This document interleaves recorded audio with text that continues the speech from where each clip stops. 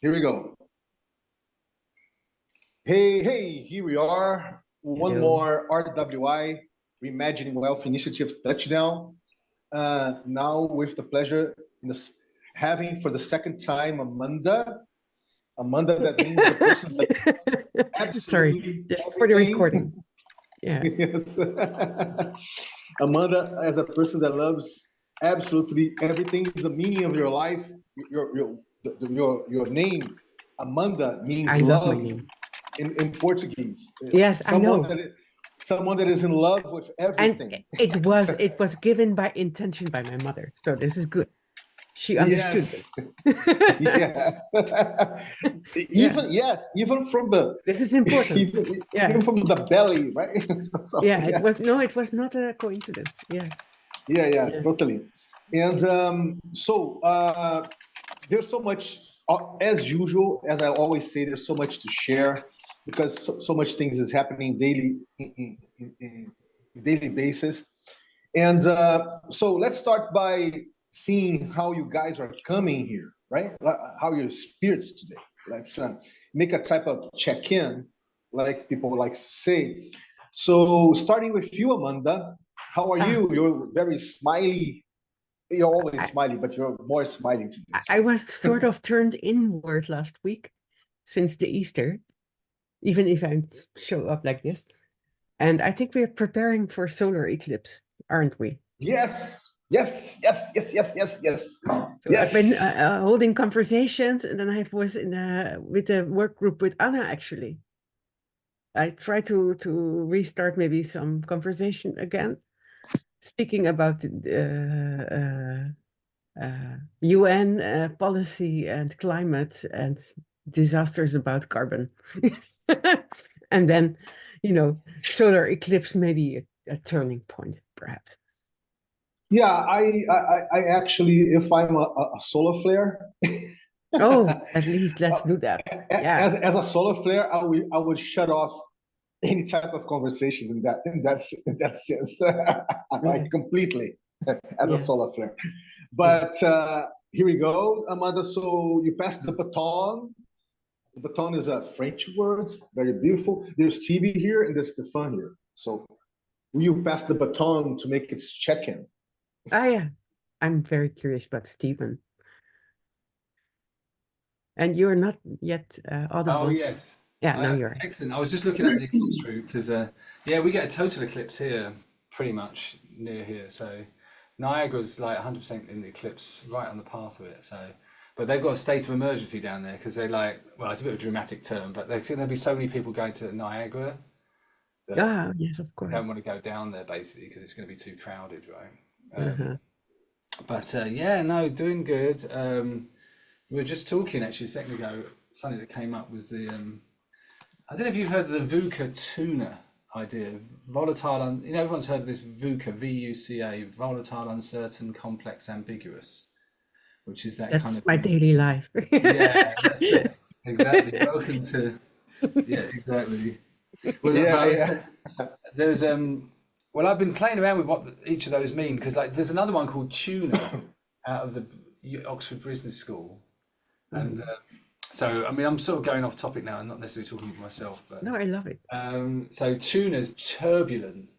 So the idea is in a way that volatile is like the world out there is volatile because it came out of the Afghan war, right? Because basically they realized Can you cause write it down in the chat, the yeah, I word, put it in the I so put that it we in can the remember what our state I is put it in the present. Discord. I put it in Discord, and actually, there's two more that I haven't even Discord. heard of. I'm There's not on no- Discord yet.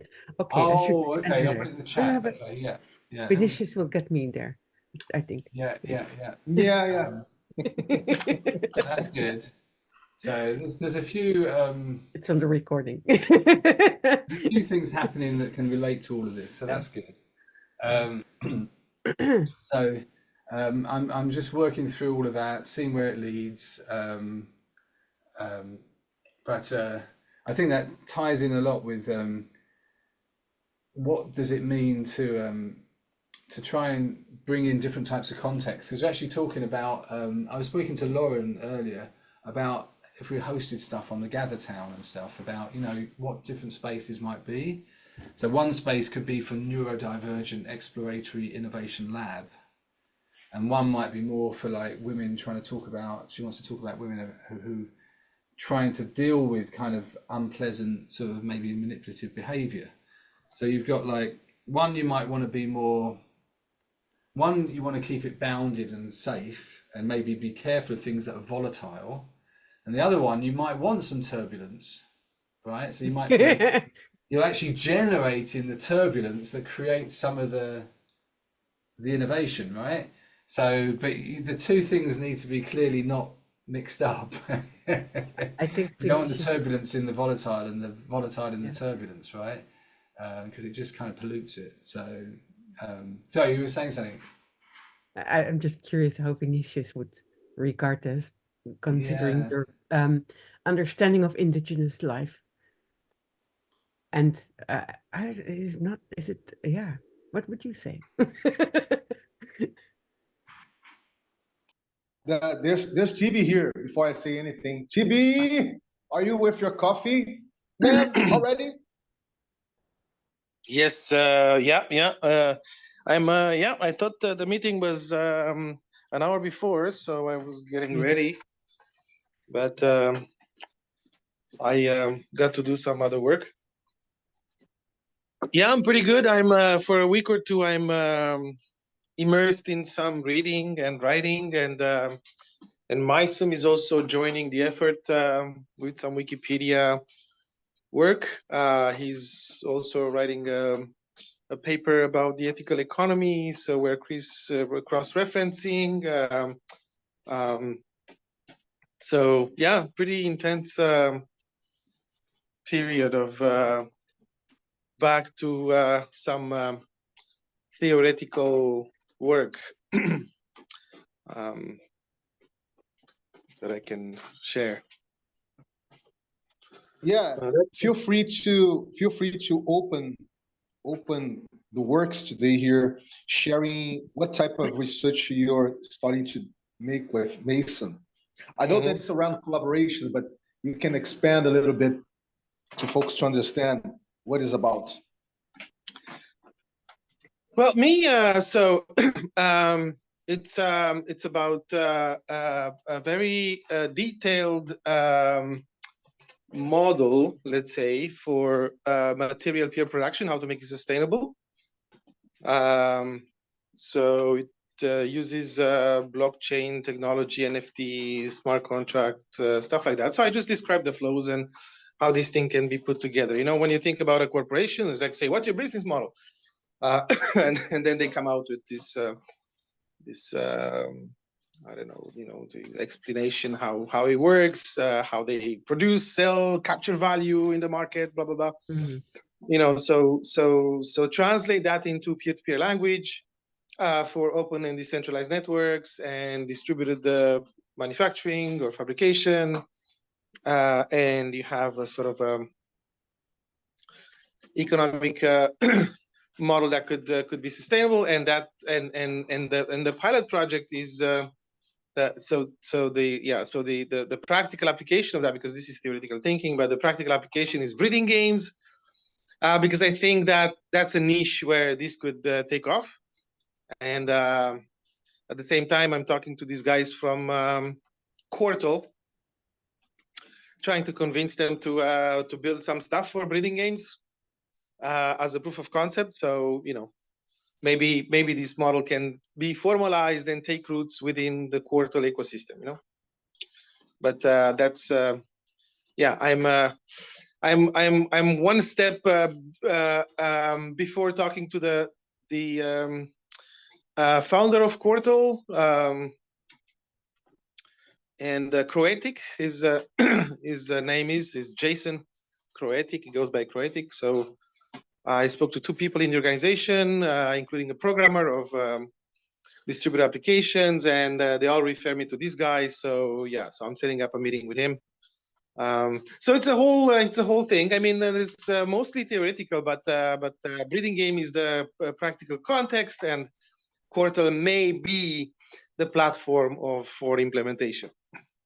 So I'm kind of writing this down, but in a sort of erratic way, because I get my inspiration from reading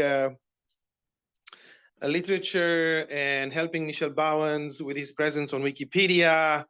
So, I'm reading a lot of stuff. I'm taking a lot of notes and trying to, so I'm not working in one document. That's what I'm trying to say. It's hard to share because it's all scattered around, but and I have it in pieces of paper, and so I'm trying to put things down in at least 2 publications. So Yeah, but Chibi, if there's someone in this world that can do that erratically, that is you, man.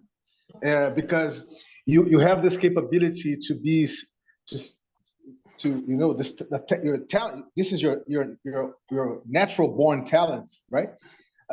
You have the capability to organize and systematize ideas in a non-biased way, right? In a non-biased way, and in various contexts, right? In various end scales, if I'm remembering Fusion here, Stefan, in various scales and contexts. So you have this natural talent to do that. And it's wonderful to know that you're doing this with Bowens and at the same time dealing with this challenge around briefing games, right? That's very nice. And I just want to share something before we really deep dive in the conversations. I've been organizing, Amanda, since the beginning of the year.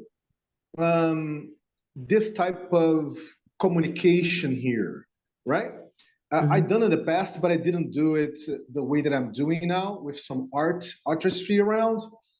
So I've been doing exactly what you see here, creating an art wait a minute. Oh, here you go. Can you guys see RWI looking cool. 2024? Time shifting, sort of time experience. Did you make a time control? Yes, you did. And looking, for instance, this was the first one.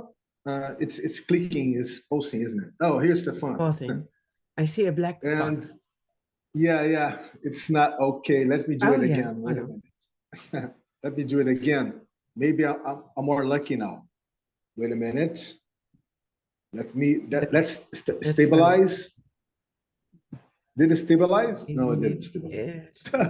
Black box. It's stabilizing. It's coming, maybe. There's no pausing sign, but no stabilizing. Picture. Here you go. Yeah, but you can see it. God. Yeah, but it's pulsing again. The solar flare already has started, right? Yes, a solar flare. It is a solar flare. I'm going to try. Let me try it again one more time because I have to show you guys, and it's going to be nice. Let's make magic. Maybe there's another way you can bring it in the screen. Yeah, there is. There is, but I have to share. I have to share the screen. Yeah. I think that now it's stabilized. Yeah. Somebody is eclipsing it. Yes. That's it, Timmy. See, that's a natural for you, man. You already you created the mimetic of the moment. With Amanda, you both created, right? Solar flare, eclipsing, yeah. So here you go. Beginning with looking 2024 through 2023 experiences. So I created this art here, and we can transform this in NFTs, Chibi. Going beyond transnational, yeah, great. Going beyond with transnational, and does navigating scales opens new frontiers. This was a conversation that we made. That's precious that you're doing that. Yeah. Yeah, and here we go. Wait a minute. This requires a deep debate, Vinicius, this transnationalism. Yeah, I totally agree with you. I guess TV also says that. But, and here we go. You have could we hackers and happonomy value proposals be considered new wealth blueprints? Are we on YouTube, by the way? Yeah, that's YouTube. Yes. Oh, okay. And so we are now, this one is, okay. All right. And here we go. Welcoming Amanda with her critical perspectival Oh understanding my God. about the P2P I didn't know I was on tapestry YouTube, my friend. So I'm on of mute. alternatives. Yeah, Uh-huh. yes. Here you go. You're here. And and there's a conversation TV that you want, introducing and exploring IOPA, Internet of Production Alliance, right? Mhm. Okay.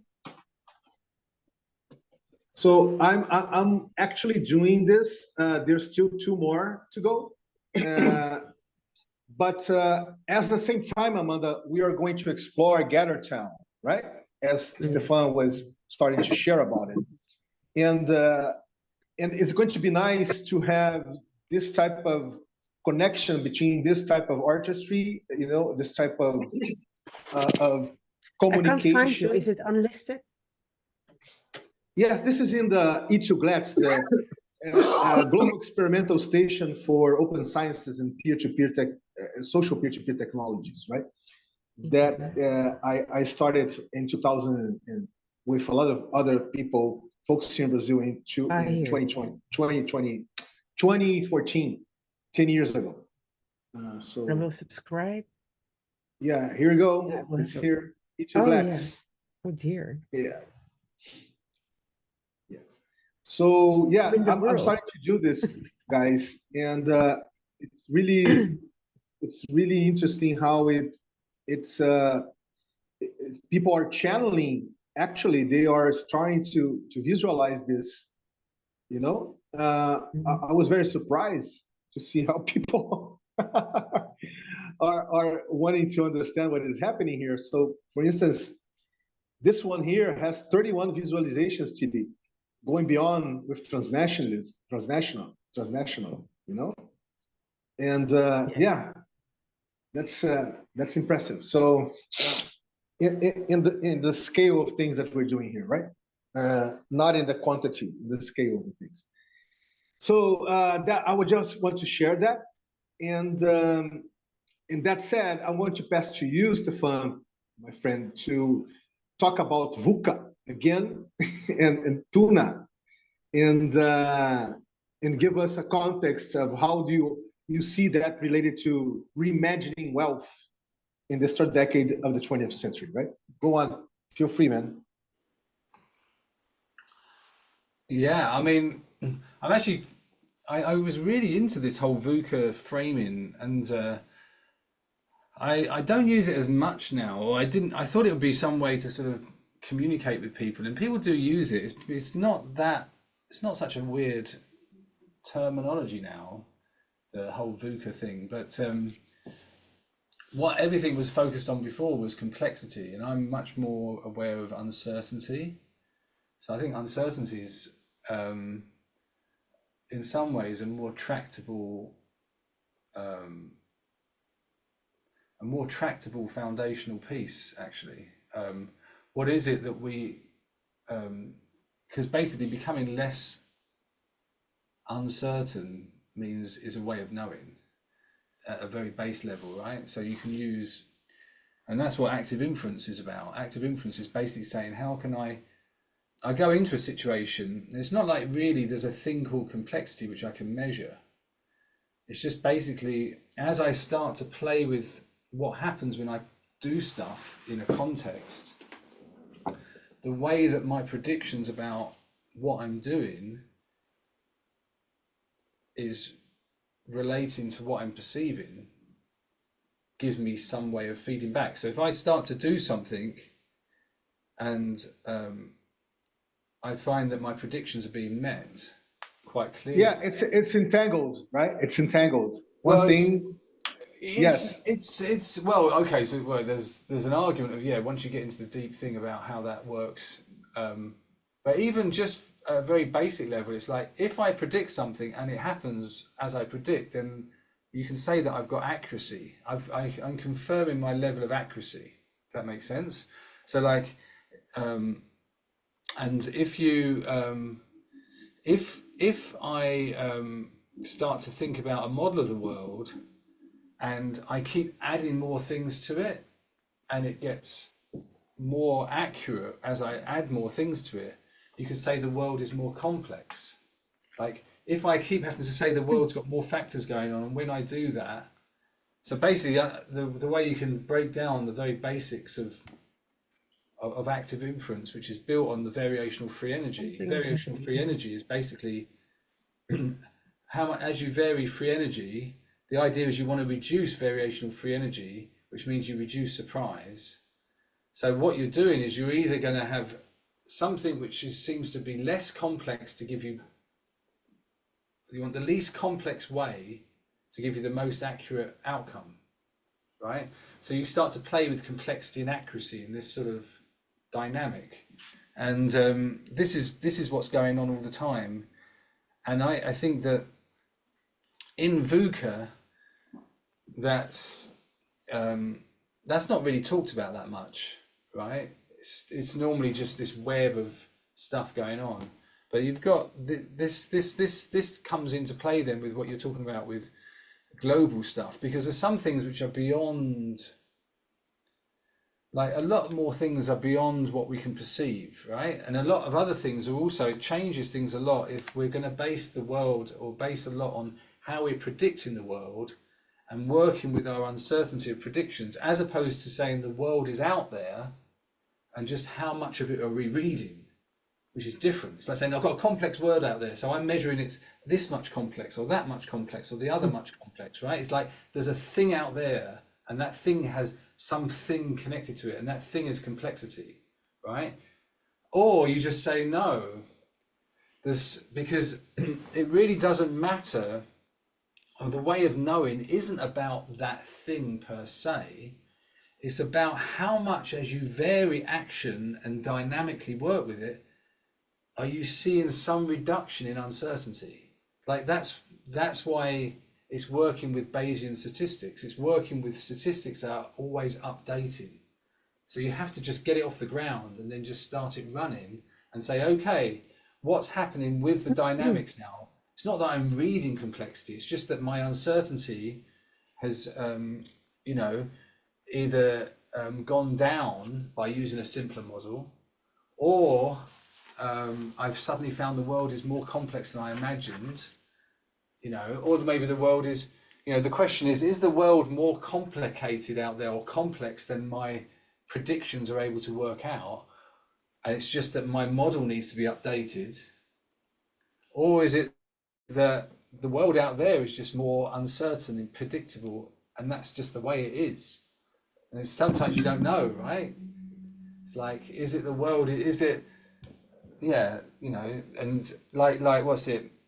I suppose that's the whole thing, isn't it? Like everyone's got a plan till they get punched in the face. That's Mike Tyson's classic one, right?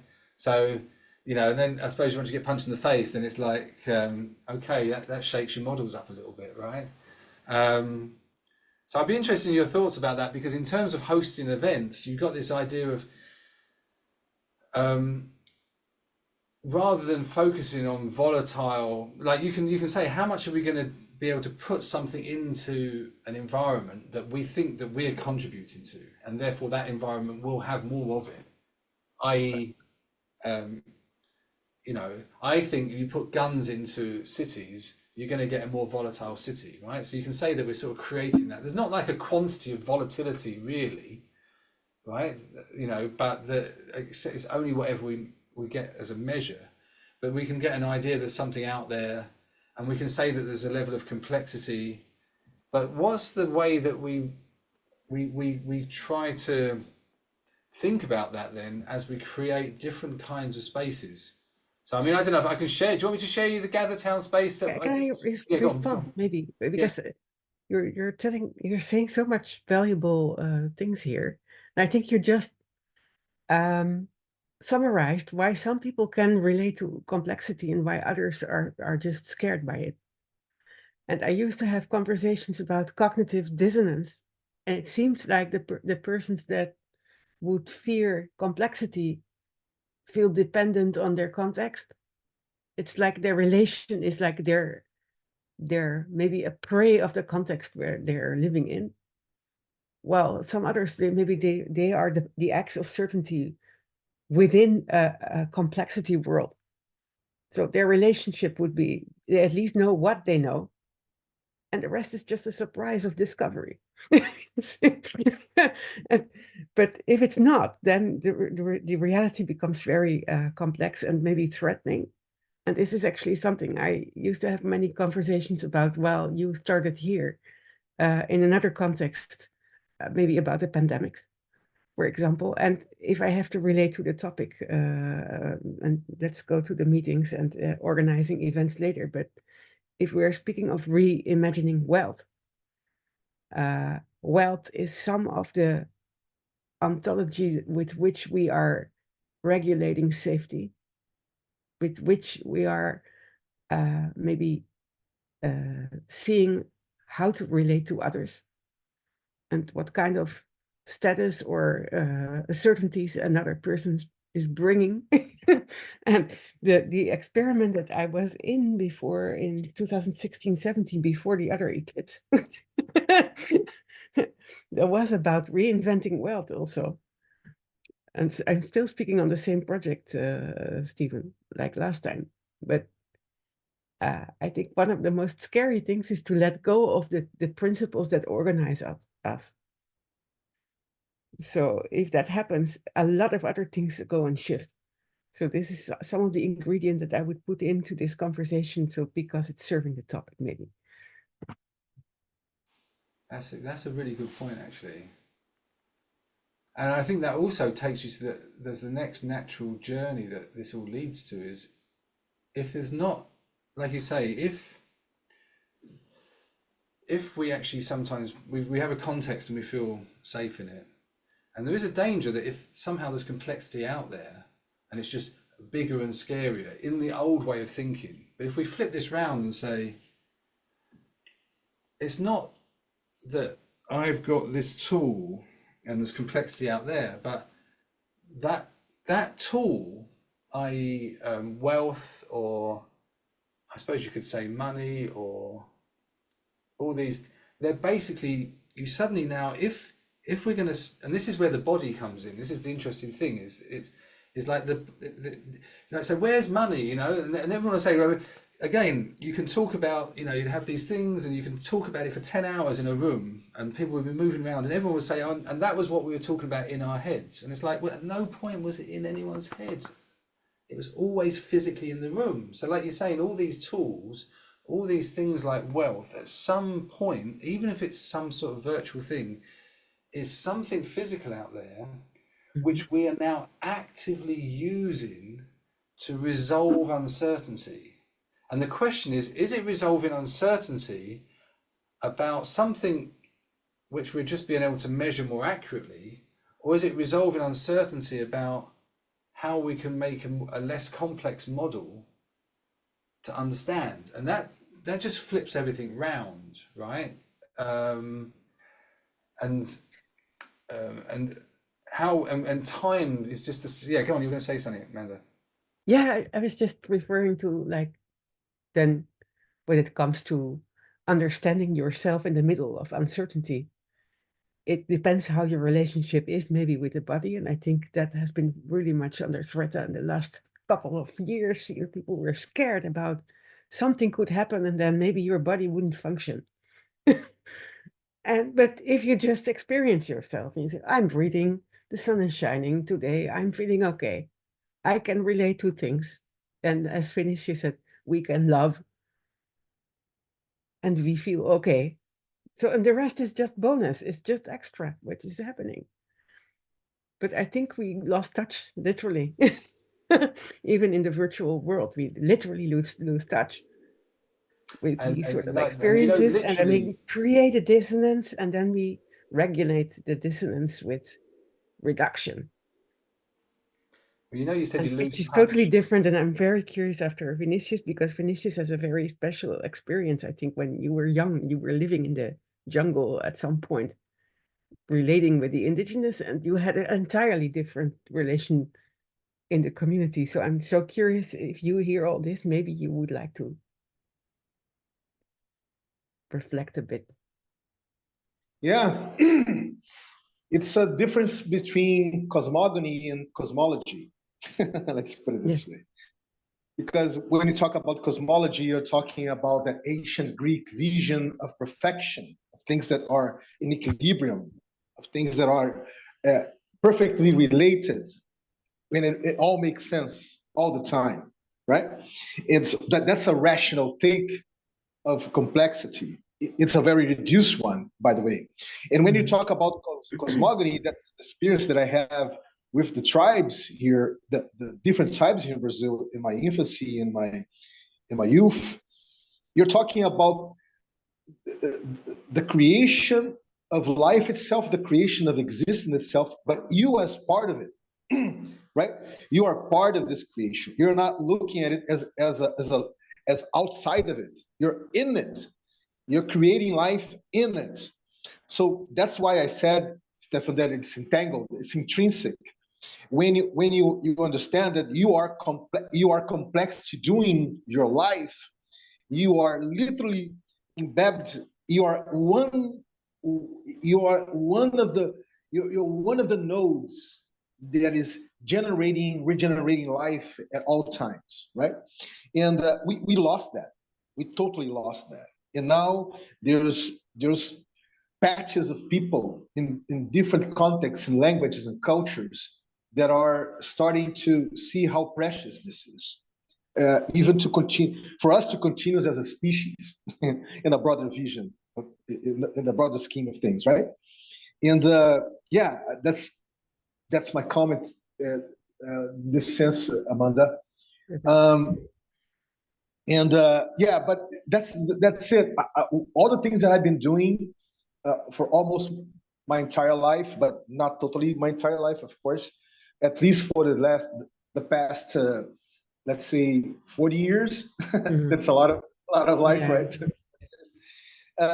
Is trying to see, is trying to navigate, is trying to empathically navigate within languages, dialects, cultures, social worlds, and see how much this different, you know, forms of existence, they can relate, they can mirror themselves. And once this, and you just need it doesn't be something that you're going to systematize as an ideology, as a new way to exist, or you're going to change the planet, or that's bullshit, right? You're talking about something that is meaningful, you know, in moment by moment, you know, moment by moment. And that meaningfulness that occurs moment by moment, that gives you, that nurtures your soul, nurtures your excitement to see the sunrise, to see the sunset, your excitement to encounter someone, to give a hug or to be hugged. So, and that's exactly the type of thing that I've been doing. I've been complex to doing in this last 40 years, but not exactly with this mindset that I have now, but I was actually doing this, because now, of course, I'm more experienced, more mature, and I can understand this through different lenses in the perspectival way, right? And but yeah, that's actually when I aggregate in this sense, Amanda and Stefan, Chidi.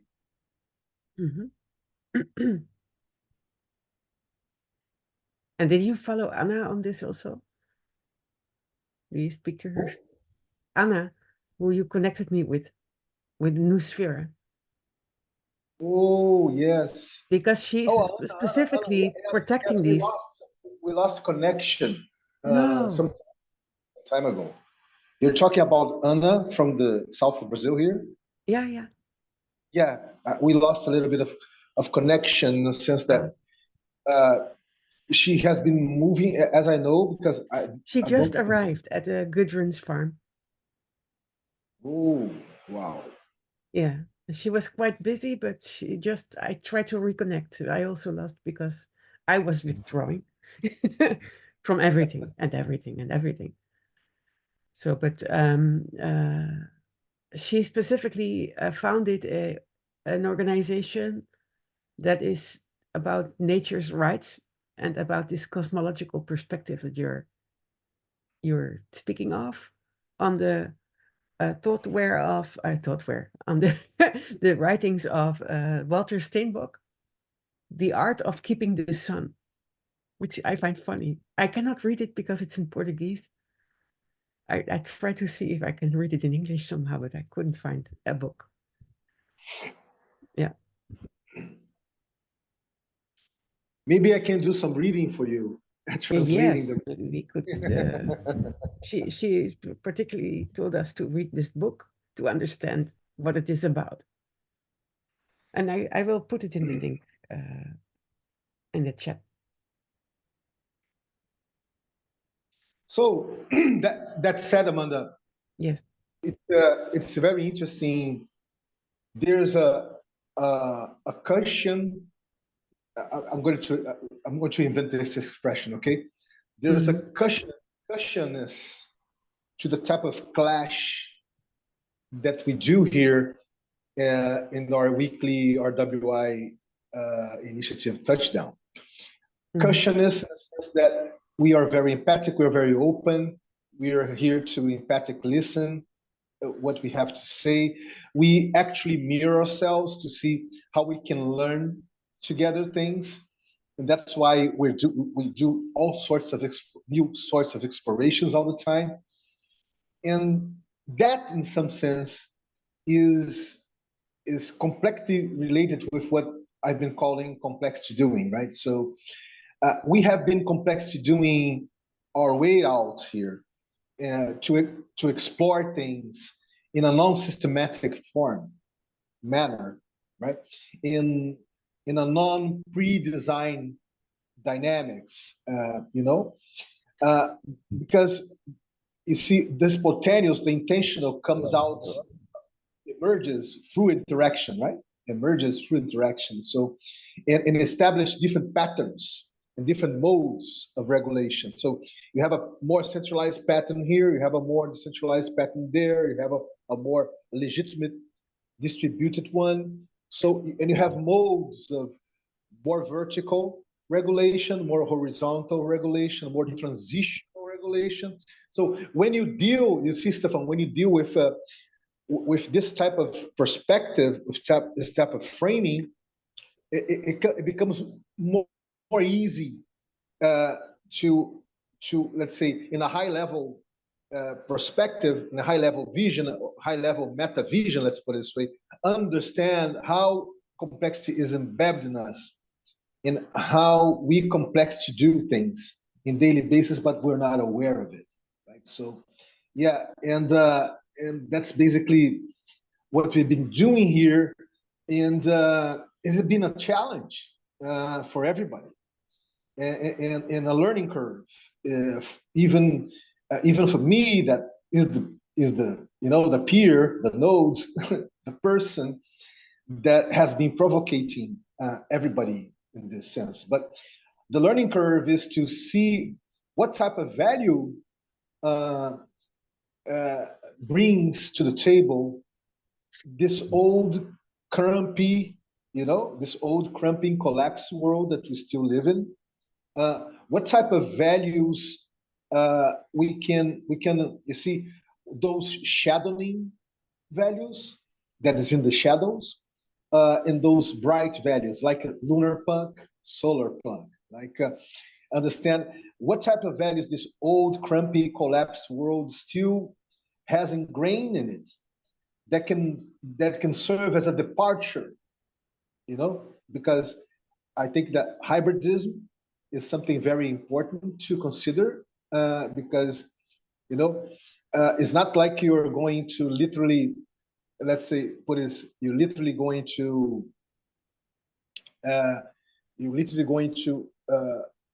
become a totally different person from night to day. For me, it's more like you're getting pregnant. Alien, that film, the movie Alien. So you're getting pregnant of something, and this something is growing up within you, and within others.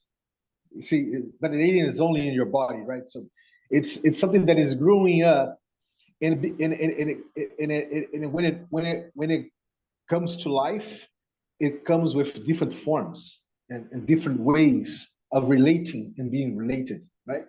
So for me, is like a pregnancy, a continuous pregnancy experience for different types of contexts that we live in our daily life, right? So that's one more thing that I want to add there.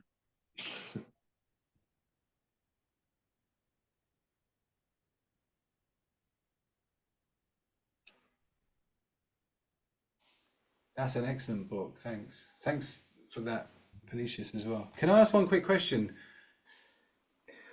Where do we Yeah, think please. our starting point is? Are we starting from a place that's complex, or are we starting from a place that's not complex? And the stuff that's complex is out there.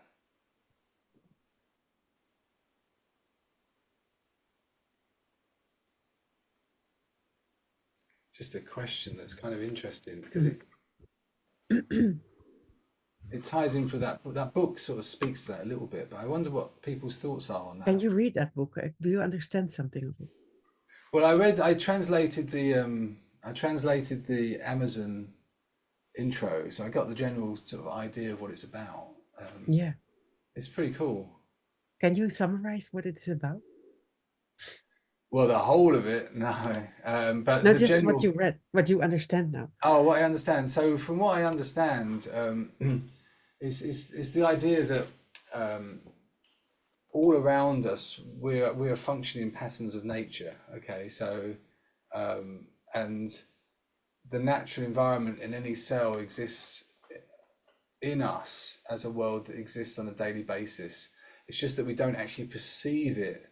What he calls our disconnection from it. So that's what made me think about that question. Actually, I just asked is, so what are we disconnected from, and where does that disconnection come from? And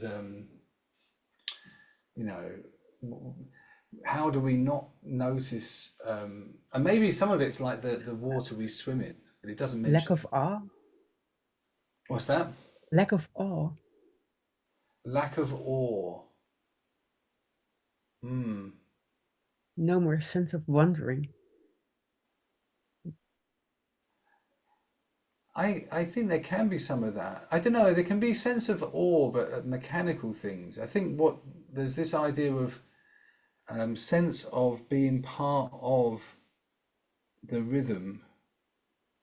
Like, okay, I'll say one thing I would say is everything, no matter how shut down and I am, and how disconnected from the world I am, and how in my head I become, I'm never disconnected in a true sense. Yeah. I might be disregarding, but I can never avoid the fact that I'm me in a body in a context. So in some ways there's a sense, you know, I agree. So there's this idea that I'm in This my is why head. you're this broad. This is what I recognize. This is what Vinicius is recognizing. I think the three of us have that. Yeah, This is why we're so much curious. I think so. We're curious, and also realizing that as we get curious and try and express it in language, we realize that the language then takes us, that the language becomes something out there. So it's not like we're in our heads. I'm not saying us per se, but the language then becomes something we have to work with. And I'm still like, it doesn't change the fact that I'm sitting on this chair and I'm feeling the chair and I've got blood going through my legs, right? I didn't suddenly start to think in reductive ways and I disconnected from my body in a more literal sense, if that makes sense. But we have, so basically we're always biological. So my argument would be, we're always coming out of complexity, effectively. Everything that's linear that we create is built on top of complexity. Yeah. Not the other way around. It's not like we start with simple because we think we have our simple toys that we can play with. And us humans kept building more and more complex things because we're the ones that are in the center of everything. It's like, you know. So yeah, so I like that this book sort of speaks a bit to that from what I can read. It talks about autopoiesis and photosynthesis and stuff, but What's your thoughts about, because that's one thing that I think is kind of a challenge, isn't it? How to talk about complexity and it not be, it be seen as something other, whereas we're actually at our core this complex set of cells that somehow creates this more sort of simple set of words. This is funny, right? Yeah. For us, it's getting simpler. In theory, yeah. For others, it's getting more complex. If they relate to other, there's something more. Then it's already complex because it's more than they already know. They have to reduce just That's in order it. to keep it in check, It's like And they but also you can't reduce it all, and some of it's beyond words, a lot of it's beyond words, and that's okay. Like, I have no And it's okay idea if it what's going on exists. in my hand. But we exist also, so it's no problem. There can be more complexity, and we can relate to it, but maybe it's not even always necessary. It can just coexist. True. Well, when you say it, though, what do you mean by when you say it? You see, when you Whatever say it is, whatever the other, is it another? the sense of otherness is. There's this question about Even aliens, I don't care. Now I'm drifting off a little bit. Yeah. But is Anything that complexity is baptized as other. Yeah. But say we just are complex, and that's okay. Rather than it being this idea that there's a thing out there that we're thinking of and everything's to do with the words that we communicate and other people understand. It's just like, I'm a biological, I am here, I'm biological, you're biological. And we're probably a lot more complex than most of the things in the room that we're sitting around because we're alive. And I don't know, I always say, I don't know what's going on in my, like, I look at my hand here, right? We see a hand, I talk to you, we communicate. I have no idea what's going on in there. No. Right? There's no way we're ever going to know fully at any one time what's going on in there. There's cells, there's blood, there's muscles, it's all going on. We just talk about hands, but that's not, so but the starting point for most of the conversation is not from that point. The starting point is normally we have our knowledge here and it's complex out there.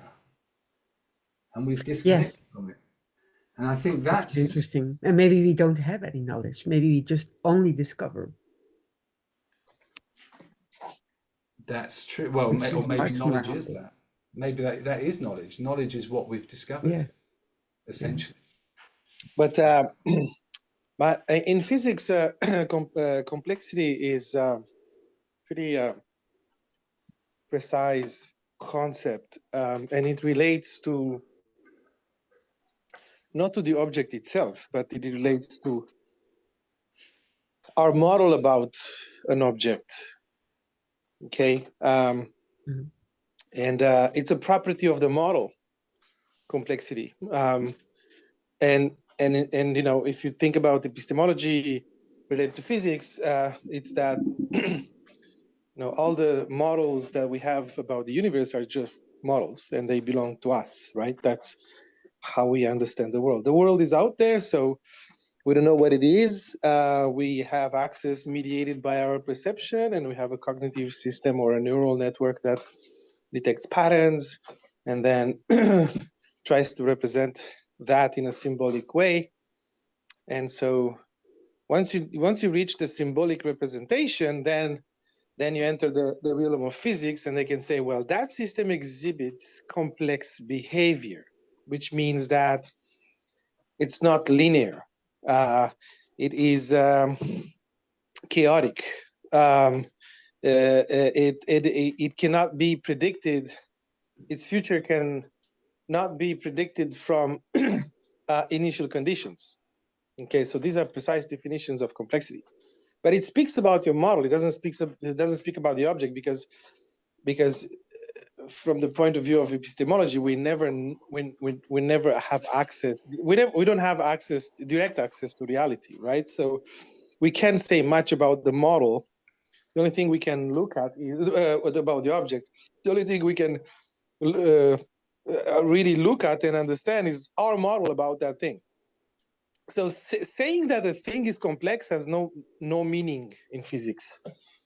Okay, because the thing is what it is, and we don't even know. We don't have direct access to it, right? But we can speak about the complexity of our model about the thing with with high certainty, because the model comes out of us. It's something that we can precisely define, delineate, manipulate. Okay, you have a bunch of equations essentially that represents the model, and then you can precisely say that these equations exhibit complex behavior. You see, so I think maybe to disambiguate here, we could think about the object and the representation of the object that is ours. You know, so when you show your hand, it is what it is. You know, and you have your own perception of your hand. Fine, and then you can have a simple model of your hand or a very complex model. Depends what you want to do. You can have a very simplistic, mechanistic model of your hand. You reach out and grab stuff, or you can have a very complex model of the biochemical processes that happen in your hand that allows the motion to happen. You know. Yeah, I totally agree, TV, but that's only a little part of the elephant that we're touching here. Mhm. I just want to share a guy that was very awkward for his time, because he was born in the 19th century. He lived his life most part of the 19th century. He lived some part in the 20th century. That is Alfred Whitehead, and it's a very awkward figure in a sense that he himself, with his memoirs, he didn't relate with the time he was in. So in his life, he wrote his masterpiece, his theory, and I'm going to summarize some of it here.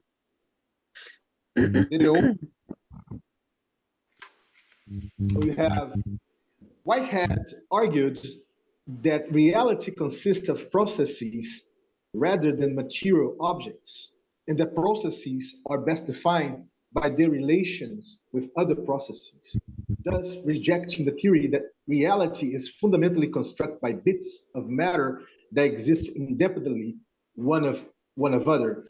And he published this in the same decade that we got to know quantum physics, for instance.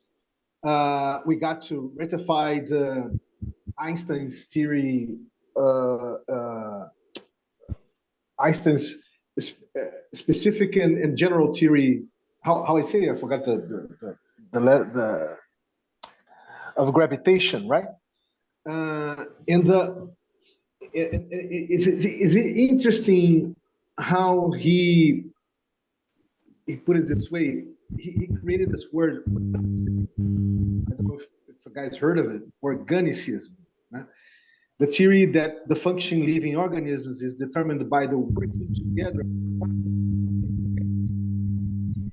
But he was way beyond his time, like way beyond his time, because we're talking about the end of the 19th century, in the initial first decades of the 20th century, and this guy is saying that is creating a concept that we're starting to now, in the third decade of the 20th century, starting to talk about it with various framings and perspectives about it, right?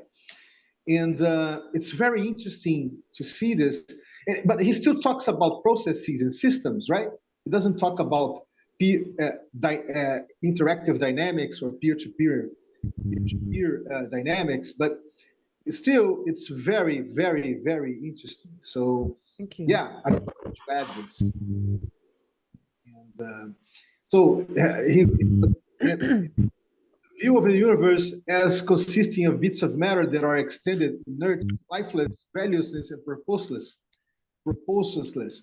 What has termed scientific materialism. So he was one of the guys that said that the type of science that was being produced in the 19th century was this materialistic science, right? Yeah.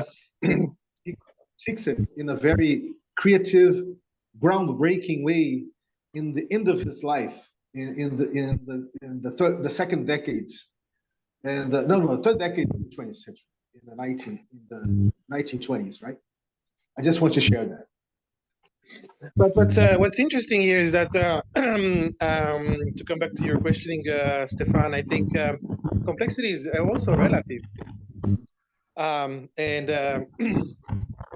you know, so it's not something that is inherent to the object. Again, it's about how we represent reality, and some neural networks can be faced with the reality and produce responses that are. I mean, you go to active inference, right? You have a neural network, which is an adaptive system that faces a reality and produces responses that need to be coherent with whatever that reality exhibits, or puts pressure on the system. So you can say that the agent is adequate in its reality because it has a consistent way to respond to that reality, right? So the question is, how does it do it? Okay, that's the question. How does it do it? So the neural network evolves, you know, these ways to produce responses by detecting patterns. You could say minimizing free energy, minimizing uncertainty. You can apply all that model to it, okay? But what's interesting here is that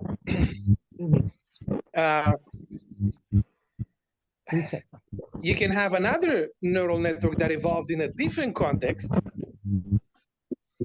Okay, so now it's already evolved, and then you change context now. Okay, and then it adapts to this new context. And the question is, how does it do it? Maybe different than if you had this. So let's say you have context A and context B, reality A and reality B, and you have a neural network that is in contact with reality A. It adapts, okay? It produces coherent responses. And then you take that neural network and put it in context B, and it readapts to that, okay? As opposed to another neural network that first enters in contact and adapts to the environment B. They probably do it differently, because one of them has already evolved and is using whatever he has developed to react in context A for context B.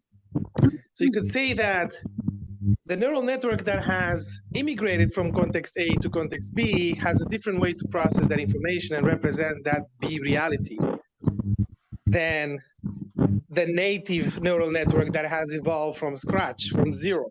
It's like a baby growing in a society, okay?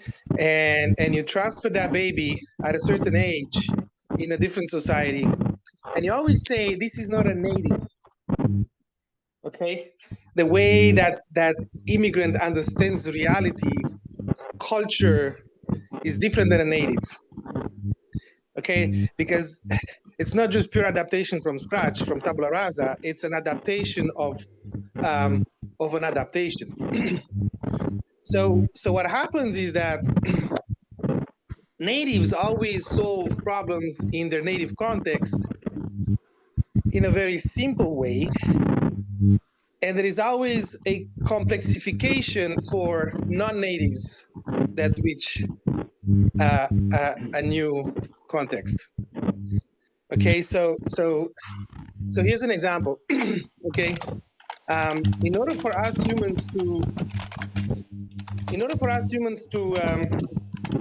find the source of an electric charge in space, we would have to solve Maxwell's equations.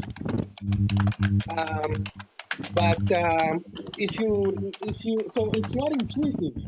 If I say, hey, Stefan, I give you a field, I give you a field, an electromagnetic field distribution in space. Find me the source of charge in that space. You say, oh my God, fuck, I need some equations here.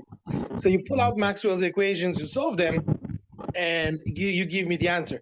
But if I say, hey, Stefan, here, I'm going to launch a ball to you, can you catch it? Okay, you don't have to think. You just reach your hand, the trajectory, the parabola is, processed by your brain. You're not even thinking about it. Boom, you catch the ball. So you're able to solve problems in the Newtonian space easily.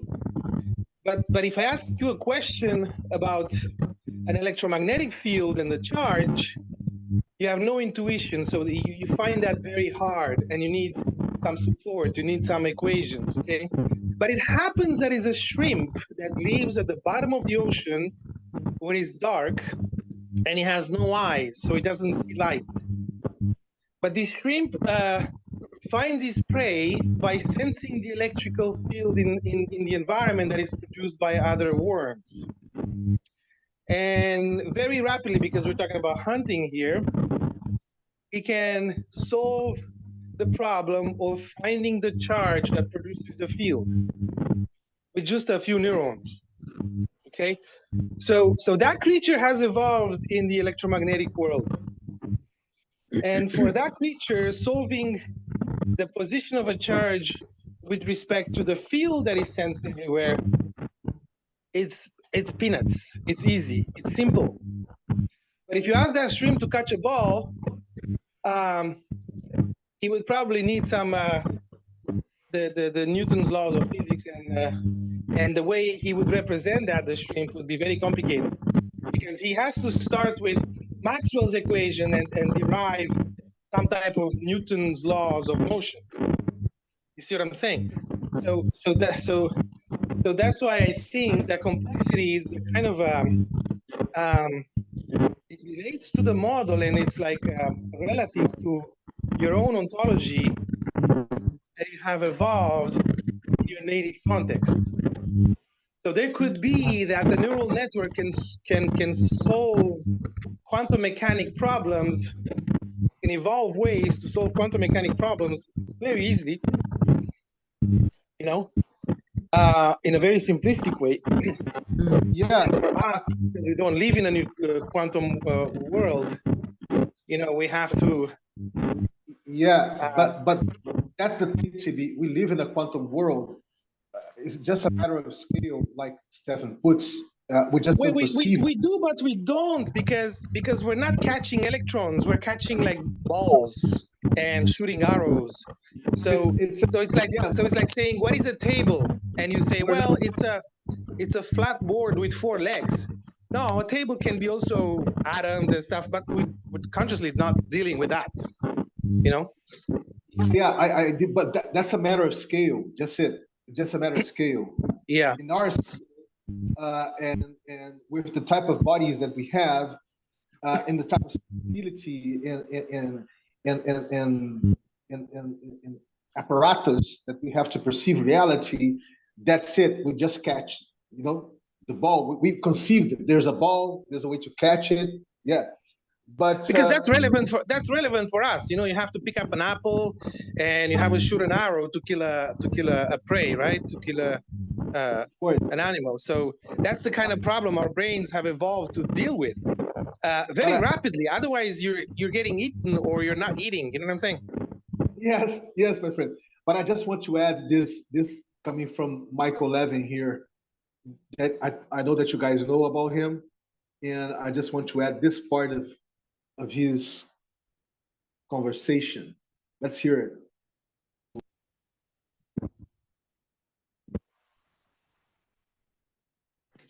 Yeah, I like that guy.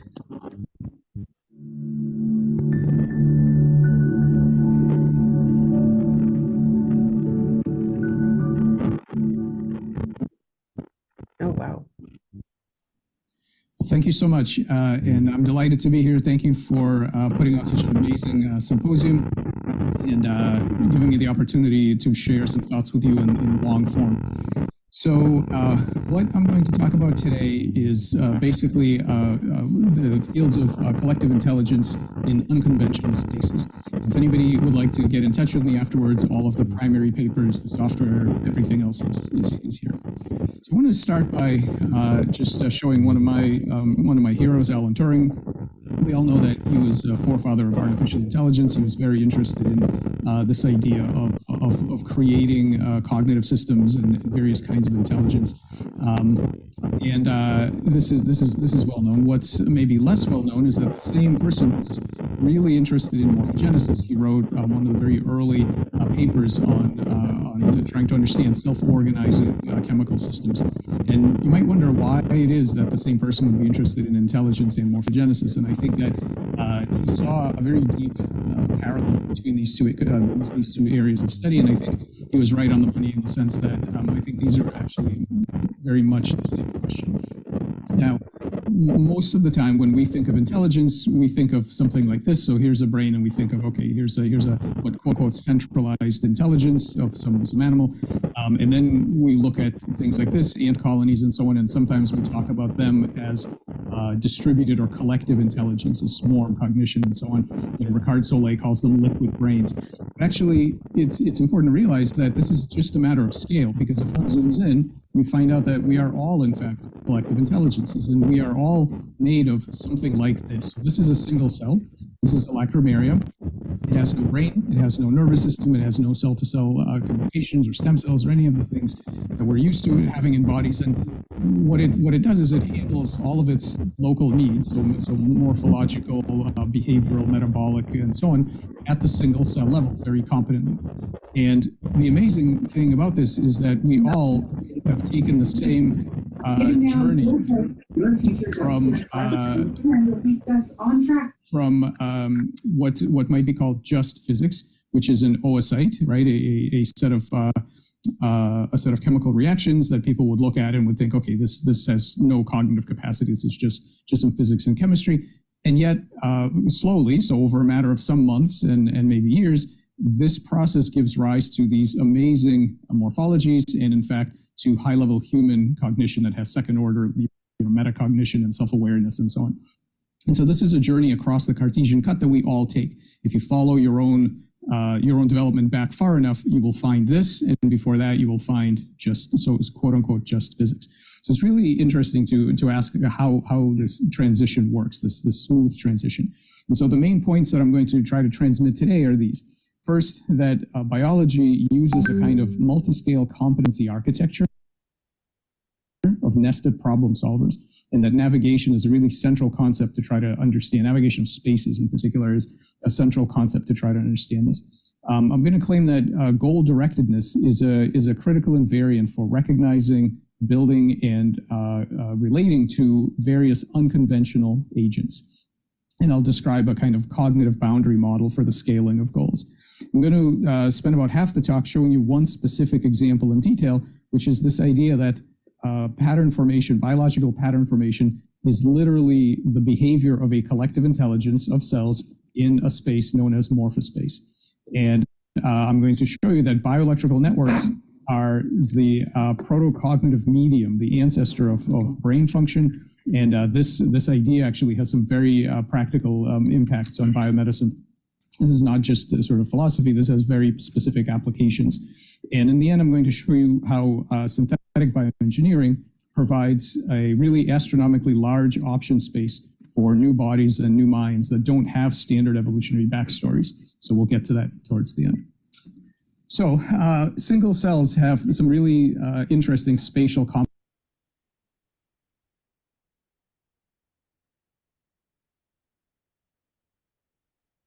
Yeah, just to put in the mix. Just to put that in the mix. It's very interesting. Yeah, very interesting. And I should look at the institute and the rest of the video, I guess. Can you put a link in the chat if you will? Yes, of course. But first, let's welcome Tim. We're always He arrived almost in the Fantastic. in the last part of our sync up today. Hey Tim, be very welcome, my friend. Hey, good to see you. How you doing? Hey, Hello. I missed a few. Sorry about that. No problem. It was interesting. Yeah, really interesting stuff. That's it was I heard you talking about quantum, so I'm just dropping another link in the thing. You know, this is the closest intersection to that conversation for me in terms of resonance of like interest and relevance for me. And I think it comes into play in interesting ways in sort of the socio-technical sphere, as a metaphor, even this quantum idea, this superposition of sort of causal landscapes, you know, and then an observation or a measurement or what have you, or an event or something, and then sort of collapses, you know, into some kind of social fact or something like this, you know, or process of some kind. So I think there's a parallels, right? And this course is a course that the Active Inference Institute curated, I guess would be the word, with a fellow named Chris Fields, who seems to be really expert in this. And this is a very accessible course about quantum information theory and that kind of thing. So what they're doing is they're saying, well, in the course of sorting out this whole quantum mechanics from the physical standpoint, we had to develop all this new math. And now it's coming, resonating, kind of echoing back to, okay, holy cow, all this new math has some interesting, broader applications outside of the physics of matter and space and what have you. Nice. I mean, it almost takes it out of the world of physics, doesn't it? In a funny sort of way. Well, it does, it exactly does that. Takes it into the world of mathematics. Mm-hmm. And biology. In some ways, because it well that's where you pull it back out to. That's what I think, you know, is sort of coming up, the possibility of that sort of thing, and communication itself, right? You know, information theory itself, right? Just simply remaining within the realm that this is currently situated, just stay within information theory. And there's generally an information theory dual to just about any discipline. And now with the digital twins, it's becoming empirical too, so. How can you explore that a bit further with the digital twin?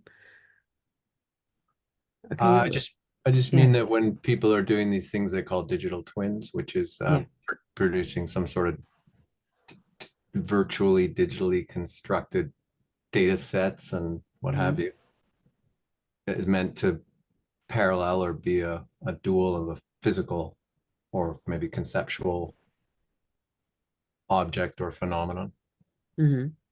And then it's used in a number of different ways that people might want to use such a image. So monitoring, like for instance, like a digital twin of a building, right? But you have then the as built and the as designed variations, and then you can manage it and maintain it, you know, from the boardroom. You can inspect the plumbing. So, you know, it's things like this. And there's it's really just beginning. All I was just saying was that in addition to some sort of information theoretic sort of concept of these, you know, drawing on the quantum mechanical sort of or quantum information theory to give new tools in a theoretical kind of a way into these different disciplines where they can draw on those mathematics that had been originally developed to explain the physics. Right. In addition to that theoretical aspect, there's this new, maybe empirical aspect in the combination of digital twins and AI, right? Yeah. Where those very mathematics can now be applied in software against the data sets, which represent real world things or are meant to represent for some purpose, some real world thing or concept or what have you. Could one say, Tim, could one say that this physics as information processing is the co-creation of a perception that physics is not about measurements, but is about relationlessness, and because here relationlessness, in the sense that he says that it's not about calculating tools, right? Is methods will be employing as thinking tools, right? So there's a co-creative process here, yes, and because I don't think that these tools, if they are embedded in complexity, they're not thinking by themselves, right? So in a sense that they are a medium to think within, Yeah, in between. yeah. That's a nice way to put, I think, how it comes across. Yeah, it's like a, yeah, like a, yeah. Yeah, And I guess yeah, both in the what it is, what you're saying, and also what it looks like, how you look at it too. So I guess I was kind of talking a bit like what it looks like from the outside, and what you're saying as calling it a medium is a nice way to put probably how it actually feels or lands for someone trying to think about how to use it or what it means, right? It's like the yeah. It yeah, strives to be the most abstract and broadly conceived and applicable information theoretic or picture of the water that we swim in, so to speak, causally. yeah. And that ties up beautifully with Michael Evans' cellular intelligence, right? And very interesting, very interesting. It's an information processing, right? Very interesting, very interesting. And you've also got this idea of thinking from the inside out rather than the outside in, because physics is really looking at behavior of things as you can see from the outside. And generally, what that means is that we aggregate lots of observations, and what we think of stuff is basically, or what we model is behavior over time, but of course, if you go down and down and down, you get to a very specific instance where you can't aggregate over time, which is what happens with quantum, basically. You just get one shot at measuring. You don't get a chance to average out. Because as soon as you average out, it's no longer in the quantum, you're back to classical, right? So the question starts to become is, what can you sample from the other side? And the observer and the frame of reference becomes huge in that. Like, because if you are averaging out over time, what is somehow actually happening at each individual moment, the question of how you average over time is really an observer. Behavior is an observed thing. Behavior isn't intrinsic. Like, I'm the only person in this call that can't see their behavior is me. But it's a bit weird because, you know, because I'm in it. I'm in my own person. I'm an agent doing my thing. And in theory, we could observe my behavior. So is that question of the outside and what can be understood versus what's happening from the inside.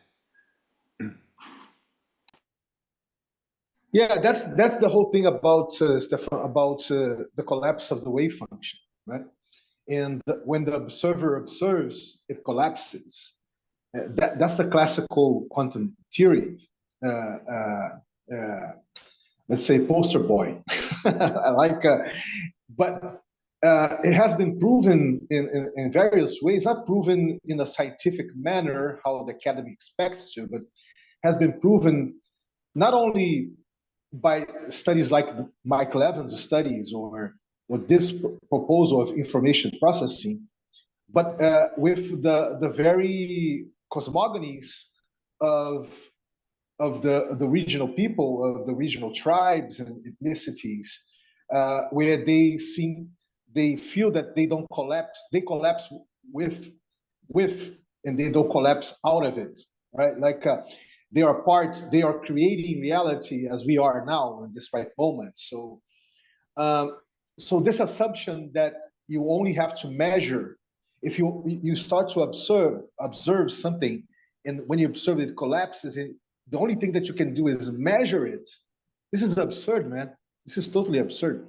Like we're just we're treating the very concept of life making as a lab rat, where we're just creating artificial models, mathematical and artificial models that tries to explain the collapsing and with some rough mathematics around it, right?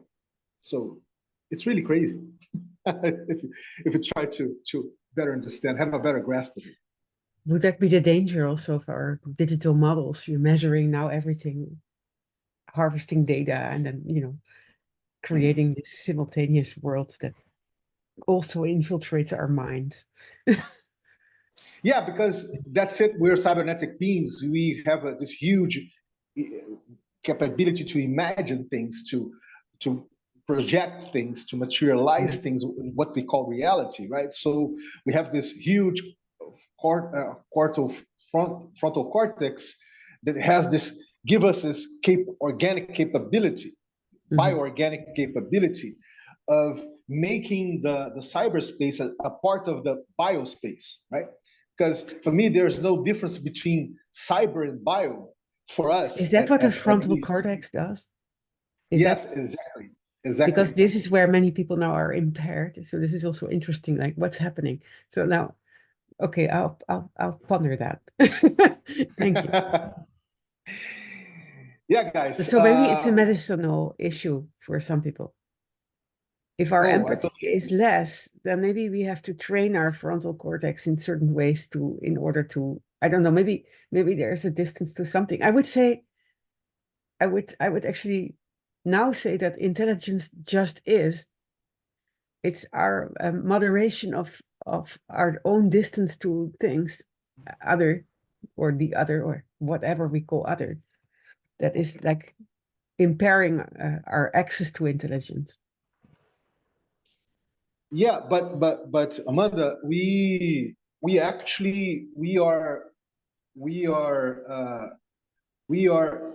literally a life form that creates technology as we speak here. We are always creating. Technology is a part of us, our very existence, you know? Yeah. The creating of tools, the creating that extends your body like an exoskeleton, right? Extends your body, extends your mind. So we are cybernetic technologically driven beings. So it's our nature. It nurtures us, and it's our nature, right? But we treat technology as something outside of us, like an entity, and it is not an entity. We create that. We give meaning for it. But this is interesting because the tooling would be more close to us before. It was an extension of what we were, and there was a book about masculine and feminine tooling, which is interesting because we used to have separate jobs, and so tools used to have a different meaning. Well, I'm sorry, I'm just floating with the thoughts about it. No, you're right. You're right.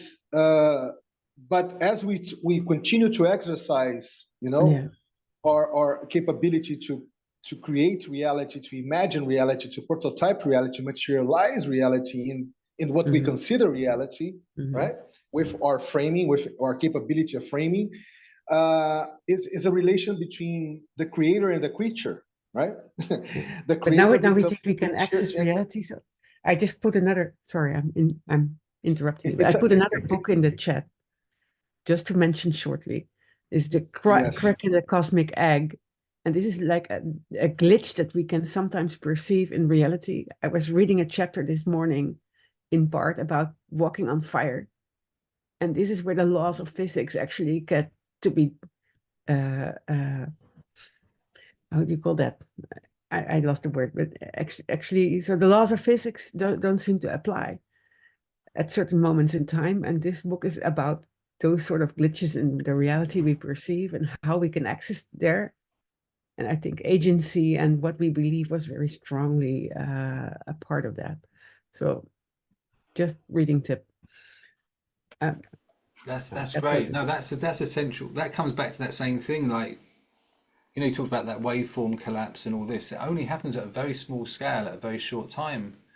Or it may happen with brainwaves collapse or something. They're not sure if there's, but it's, generally speaking, we don't experience quantum, generally speaking, quantum's at a particular scale and a particular time level because we aggregate everything. And one interesting thing on that course, because I took that course with Chris Fields, is you kind of like, we live in this kind of mid zone where we're kind of observing the world.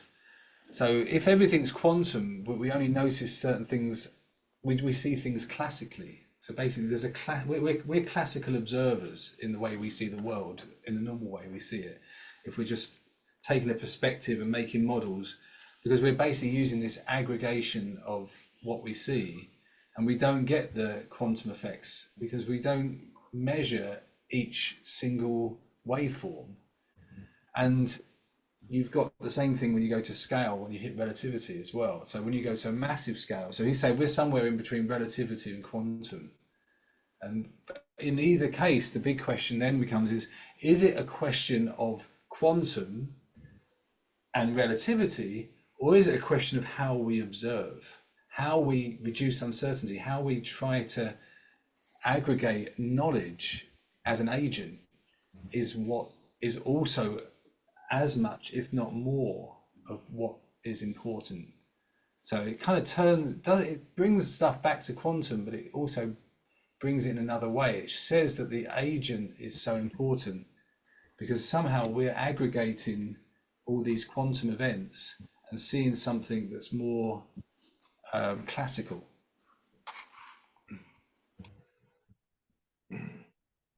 Yeah, that reminds me, Nassim Haramein, right? He talks about scales, talks about how in different scales of perceptions you're literally living different experiences of the so-called reality in what we grasp of what we can call reality, right? It talks about these different scales. And in that sense, he talks about black holes as there's not only that cosmological huge black hole that encompasses galaxies, right? There's all sorts of black holes. There's tiny, there's micro, there's quantum black holes. So, and and we as a species, we have our own type of black hole that we still don't know how to to perceive it, or to perceive it around us. He says that it's like a huge hurricane, and you're in the center of the hurricane where there's no wind. Everything is stands still, right? So, but you're in this critical hyper objects. There's a hurricane, but you don't know it. He says that is our own black hole. We exist in a black hole. We're always in the imminence of existing and not existing, right? Because we're these imaginary creatures. So it's very interesting. Guys, I could go on and on and on because this is, I know that you guys would too, because this is a type of thing that I always reading, exploring, trying to touch the elephant. And it's amazing. It's amazing. Well, I think that we already got to the end of our, chronologically speaking, right? To the end of our touchdown today. If you guys want to add anything more to the substance, I'm going to close up with a song that all you guys, I know that you all guys know, and has a relationship with the conversations that we done here today. So anything to add, Amanda, TB, Tim, Stefan? I was just going to say, I was looking for a good link for this, but some of what seems to kind of be talking about reminds me of what this fellow's trying to get at with prehensions. So it's something to look at. Yeah, we talk about Whitehead today, Tim. Oh, you did? Okay. Oh, excellent. Oh, well then, I'm sorry. I was late. No. But we didn't talk about prehensions. That is perfect. What are prehensions? Oh, well, you're going to have to explore, Amanda. Yeah. Explore a little bit and tell us next week what was your findings around apprehensions, right? With the organicism take of Whitehead about life and reality, right? Mhm. So, guys, anything else, Stefan, TB? Thank you. No, just a big thank you. Great to see everyone again. I was just saying, maybe from a practice perspective, it could be nice to go back and do like a spatial activity of some sort one time, and then that becomes kind of just a touchstone, you know. So say, okay, how was it in relation to that experience?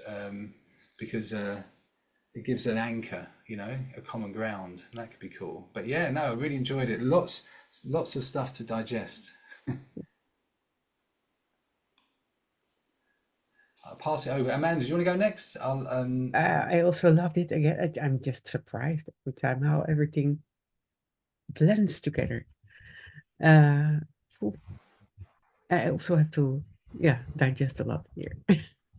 Actually, I was already planning to make it longer, so I don't know because was it planned for 2 hours or for 1.5 hours? What is our time cue? What we usually put 1 hour and a half, 1 hour, almost 2. It's going to be almost 2. Yeah. Yeah. All right. No problem. TB. Yeah, no, it's okay. It's okay. I loved it. Nice. Nothing much to add. Okay, guys. So let's close with this song here. I won't give the name. You guys will. I think that you guys will totally relate with the context of the fluidity of our conversation, the complexity and the fluidity of our conversation today. So let's go to it. Thank you.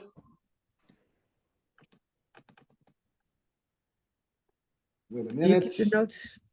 What is happening? Here. Wait a minute. I forgot to do something here. Oh, did it. Because we have a lot of notes. You should probably save them.